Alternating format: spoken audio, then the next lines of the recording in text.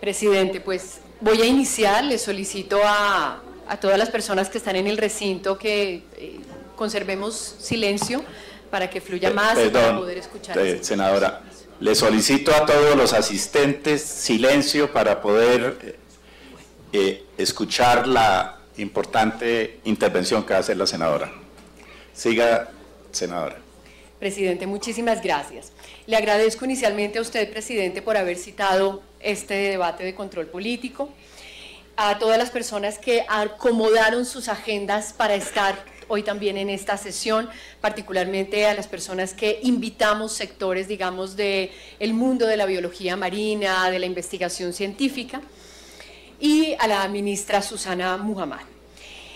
Ministra, y a todos los funcionarios públicos, el 19 de febrero conocimos un informe absolutamente estremecedor que presentó Noticias Caracol sobre el negocio del aleteo, un negocio crimen organizado que tiene alcances internacionales, mafias criminales que están además manejadas por herederos de narcotraficantes, y según ese informe se extraen más de 1000 tiburones al mes. Esta es una cifra escalofriante, senadora Jenny, para comercializar sus aletas en Asia, instrumentalizando, usando a los pescadores locales para esta actividad.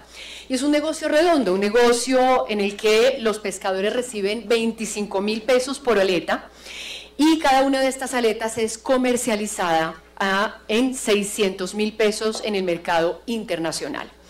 Hay un pescador de los que entrevistan en el informe que dice textualmente, abro comillas, nosotros cazamos toda clase de tiburón, pero el preferido de nosotros es el tiburón martillo en las aguas de Buenaventura y en la isla de Malpelo. Vendemos los tiburones a las pesqueras de Buenaventura. Por cada aleta pequeña, 25.000 y grande, 30.000. Aproximadamente en un mes son 1000 tiburones que cazamos. Insisto, acá hay una clara instrumentalización de los pescadores locales. Y esto, ministra de funcionarias, sucede en plena vigencia del decreto 281, que es el que crea precisamente el plan de conservación y protección de tiburones, rayas marinas y quimeras. Es decir, tenemos un marco normativo vigente orientado a la protección, a la conservación, pese a lo cual está sucediendo esta catástrofe ambiental. Y es que Colombia es mar, ministra, usted lo sabe, lo ha destacado, el 45% de nuestro territorio nacional es mar.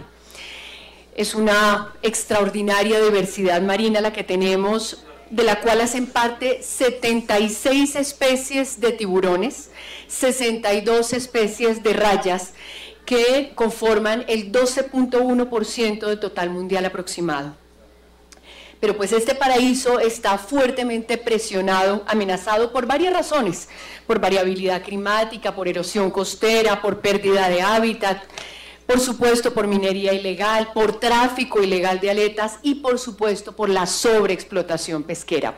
De hecho, en un informe del Ministerio de Defensa del 2003, que fue reseñado por un medio internacional, France 24, muy reconocido y prestigioso, se informa que las autoridades colombianas incautaron entre 2012 y 2022, en una década, más de 334 toneladas de tiburones, rayas y otras especies capturadas ilegalmente, la mayoría en el Pacífico colombiano, alrededor de las islas Malpelo y Gorgona. A veces estas cifras en toneladas deshumanizan mucho los fenómenos dramáticos donde sufren seres vivos y como que uno no alcanza a dimensionar, pero son cifras absolutamente escandalosas. Y ante esta inminente, digamos, catástrofe ambiental, fue que precisamente el gobierno, a través del Ministerio de Ambiente, expidió el decreto 281, que aunque la ministra de Agricultura ha dicho que no fue una medida concertada, pues realmente convocó a sectores de la conservación y de sectores de la ciencia que finalmente innovaron en la creación del plan ambiental para la protección y conservación de especies de tiburones, rayas marinas y quimeras, cuya consecuencia fue la exclusión de la categoría de recurso pesquero de 50 especies de peces cartilaginosos, tiburones, rayas y quimeras. Este plan, que está vigente, y lo reitero y lo subrayo, fue adoptado en 2022 y está proyectado hasta el 2035. De manera que aquí ya estamos frente a una situación normativa muy irregular, porque estando vigente un decreto que tiene superior jerarquía sobre la resolución, pues se expidió una resolución que contravía este decreto vigente, es decir, estamos ante una infracción de norma superior. ¿Y qué dice este plan de conservación? Dice, por ejemplo, que se deben desarrollar incentivos económicos a comunidades pesqueras para reducir esa pesca incidental, que se deben revisar artes y métodos de pesca, y dos muy importantes y que subrayo. Primero, que se deben definir medidas para eliminar la mortalidad en captura incidental, no para estimularla, que es lo que hace la resolución 119, y que se deben actualizar las normas y lineamientos en coherencia, no en disonancia, con la reclasificación de peces condrícteos como recurso hidrobiológico no pesquero.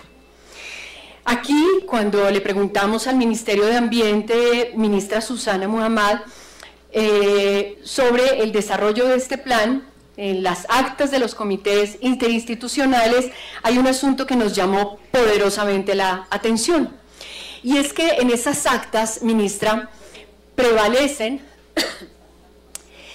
las reiteraciones de la AUNAP en el sentido de solicitar suprimir restricciones para la comercialización de la pesca incidental. Hay una reiteración.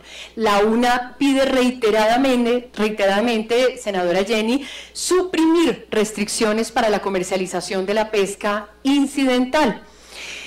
Dice que no tiene competencia para realizar el conteo de las capturas incidentales y que la eliminación, esto me parece muy grave, de la captura incidental es una meta muy difícil de cumplir. Algo así como quítenme ese problema de encima.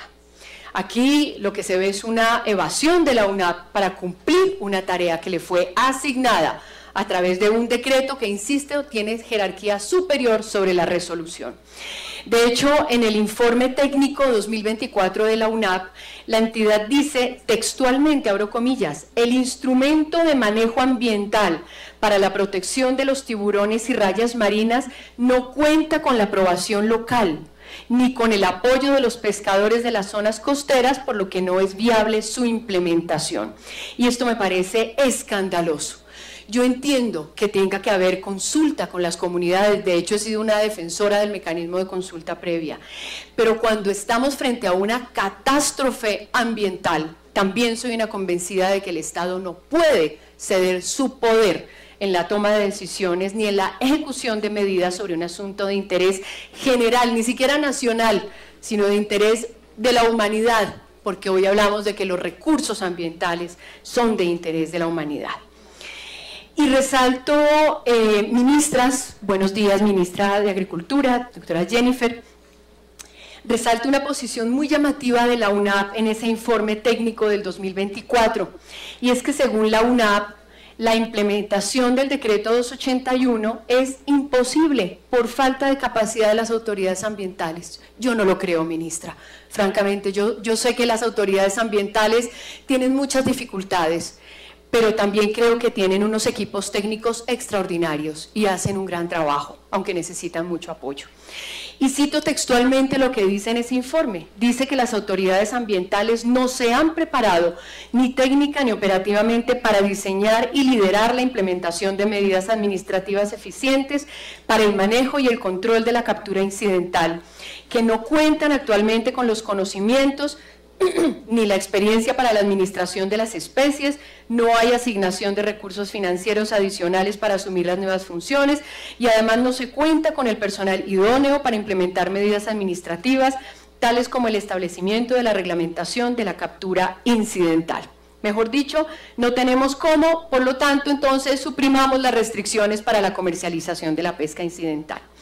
Pero lo que uno ve, ministra Muhammad, es que en el 2022 el Ministerio suscribió un convenio de cooperación con Codechocó para unar esfuerzos orientados a disminuir la incidentalidad y mortalidad por poscaptura de tiburones, rayas y quimeras. Es decir, hubo una acción concreta, hay capacidad, hay acciones, hay con qué. Y parte de ese convenio pues incluye 4 acuerdos para promover actividades productivas más responsables y disminuir la incidentalidad, acuerdos de conservación para sustituir las artes de pesca, hubo una valoración, o más bien se realizó, sí, una valoración de artes pesqueras que los pescadores quisieran sustituir para reducir la presión sobre las especies. De hecho, hay pescadores que están pidiendo congeladores para no ejercer tanto la pesca, sino más la comercialización, y esto demuestra que los incentivos económicos por acuerdos de conservación con las comunidades pesqueras artesanales, pues sí son posibles y no son utópicas, como lo manifiesta en la UNAP en su informe técnico. Y lo grave es que después de 2 años de emitida una norma que pretende la protección de especies vulnerables, pues se expide una resolución, la 0119, que excluye 15 especies, 11 de tiburones, 4 de rayas, de las 50 protegidas y las clasifica como recursos pesqueros. Les quiero contar, ministra Múgica, los pecados que encontramos en esta resolución, pecados técnicos que realmente ponen en duda el soporte de esta medida. Primero, decisiones con información confusa y desactualizada. En este informe se dice que son 11 especies de tiburones y 4 de rayas que fueron excluidas, o más bien incluidas en esta resolución, teniendo en cuenta su estado de conservación. Pero lo cierto es que usaron información desactualizada. Usaron el libro rojo de peces de Colombia del 2017 y versiones desactualizadas de la lista roja de especies amenazadas de la UICN. 7 especies por lo menos están mal clasificadas. Ustedes están viendo un cuadro en el que, según la UNAP, 4 especies están casi amenazadas, son las que están en color azul claro, pero según la UICN, esas 3 de esas 4 especies están en estado vulnerable, es decir, más cerca de la extinción. Una especie que la UNAP clasifica como casi amenazada, según la UICN, está en peligro crítico, está a un paso de ser declarada extinta, y sin embargo quedó en estado vulnerable. Estamos hablando del tiburón martillo, tal vez es la especie más crítica dentro de esta resolución. Otra especie, tiburón zorro, que la UNAP clasifica como vulnerable, en realidad está en peligro. Otra especie que la UNAP clasifica como con datos insuficientes, en realidad está casi amenazada. Y otra especie que la UNAP clasifica como con datos insuficientes, en realidad está vulnerable. Es decir, 7 especies están mal clasificadas y estas todas a 1, 2 o 3 puntos, digamos, más cerca de la extinción. Y como si fuera poco, se excluyeron, digamos, es decir, 4 especies más que están incluidas en esta resolución, pese a que la UNAP reconoce que están vulnerables o en peligro, pues las incluyó en la resolución. Es decir, reconoce que hay gravedad y aún así vamos para adelante con estas especies. Y esto es gravísimo. Yo no sé, y le pregunto al doctor Luis Domingo Gómez, que ahora va a intervenir, si esto puede ser considerado falsedad en documento público. Porque claramente la ley 99 del 93 dice que es requisito legal para determinar las especies y los volúmenes de pesca susceptibles de ser aprovechados, usar la mejor evidencia científica e información estadística disponible, información que estaba disponible, que está disponible, pero que o no fue consultada o fue tergiversada. Segundo, el uso de las fuentes científicas es muy amañada. En el informe de la UNAP, que usa como soporte científico de esta resolución, dice que usan un artículo de un autor, Puentes y otros, que se llama Sharks and Marine Batoids Management in Colombia, etc. El título es largo, y se citan fragmentos del artículo que le dan soporte a la resolución. Y en este artículo efectivamente dice que el impacto sobre la conservación de estas especies, el impacto de la pesca incidental es menor, pero también dice que es constante, ministra Mujica, es decir, que la captura incidental de tiburones en el Pacífico es baja, pero constante. A mí esto me recuerda, yo he sido profesora muchos años, cuando esos estudiantes citaban, ¿no?, hasta un punto que les convenía, y ahí ponen, abren paréntesis, puntos suspensivos, porque no citan lo que no conviene. Entonces sí es baja, pero es constante. Y en ese artículo también dice que la pesca puede afectar a los tiburones, incluso con bajas tasas de captura incidental, si sus poblaciones son bajas. Y de las especies que analiza el artículo, hay varias que se encuentran en un estado de conservación distinto al que dice la UNAP en su informe técnico. Entonces yo me pregunto, si se basaron en este artículo, pues ¿por qué no tomaron como referencia el estado de vulnerabilidad que indica el artículo, que es justamente el que dice la Unión Internacional para la Conservación de la Naturaleza? Otro problema que tiene este informe técnico que fundamenta la resolución 119, hay contrastes de argumentos de la misma autoridad de pesca.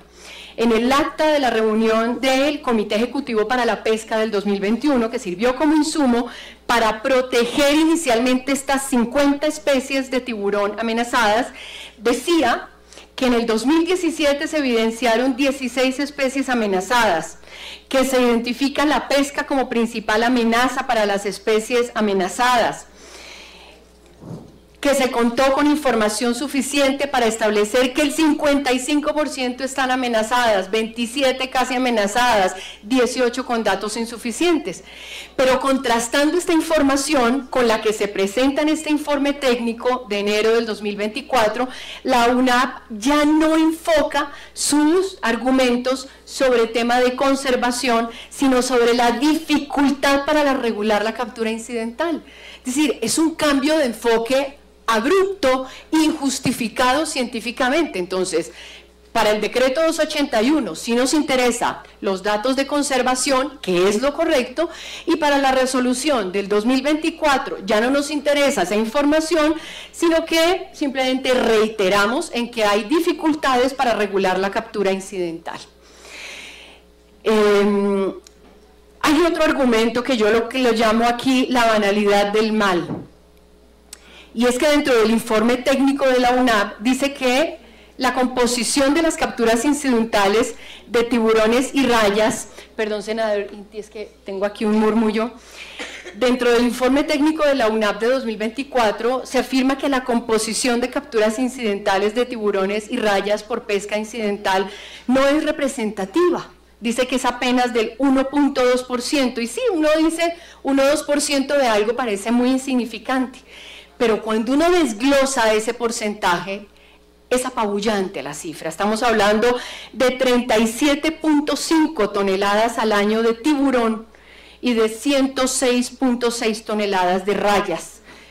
Pero para no usar esta cifra odiosa de toneladas, hicimos con mi equipo un ejercicio, un equipo del que hace parte una bióloga, y lo desglosamos por especies. Esto equivale, este punto 1.2%, a la captura de 102 tiburones zorro, 188 tiburones zorro ojón, 41.667 tiburones martillo, que es el que está en peligro crítico, a un paso de ser extinta, de quedar declarada extinta, 6.356 tiburones martillo pequeños, 1.300 rayas hociconas, 1.421 rayas látigo, todas especies que tienen algún grado de amenaza.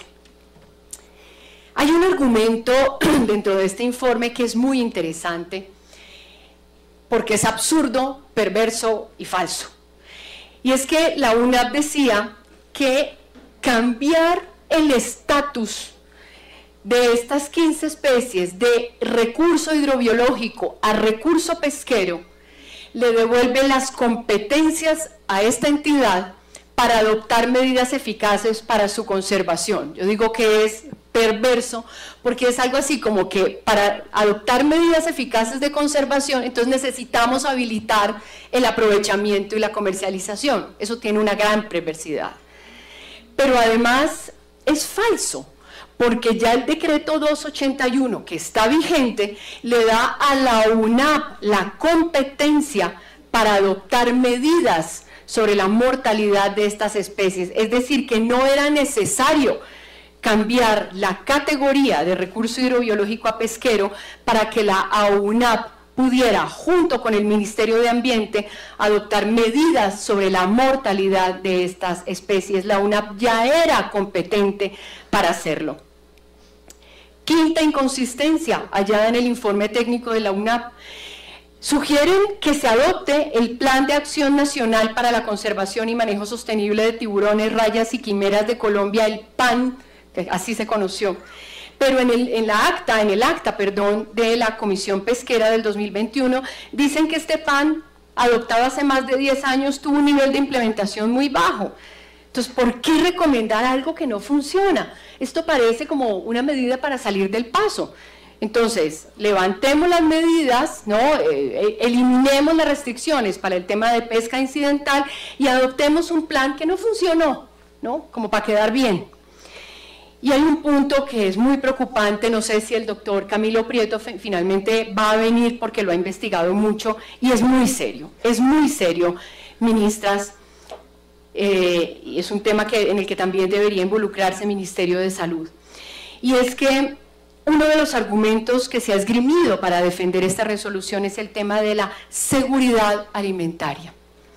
Pero lo que encontramos es que Colombia, siendo el tercer país que emite más mercurio al océano, en un estudio, de hecho, de la Fundación Malpelo, se demuestra que varias de las especies de tiburón listadas en esta resolución presentan el riesgo más alto de bioacumulación de mercurio que se genera, digamos que genera un grave riesgo para la salud pública cuando se consume carne y aletas. Entonces, seguridad alimentaria, me pregunto yo.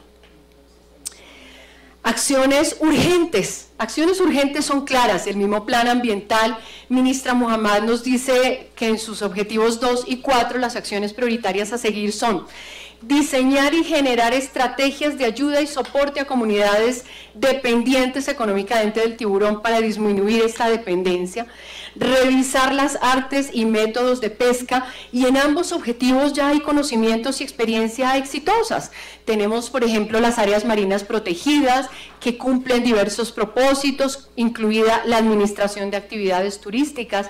Tenemos las zonas exclusivas de pesca artesanal, la CEPA, que ha sido una extraordinaria materialización de iniciativa comunitaria y que es una medida que hay que acompañar de medidas para prohibir el aprovechamiento económico de los tiburones y rayas que son capturados en pesca incidental. Es prioritario, absolutamente prioritario, tomar medidas sobre las artes de pesca.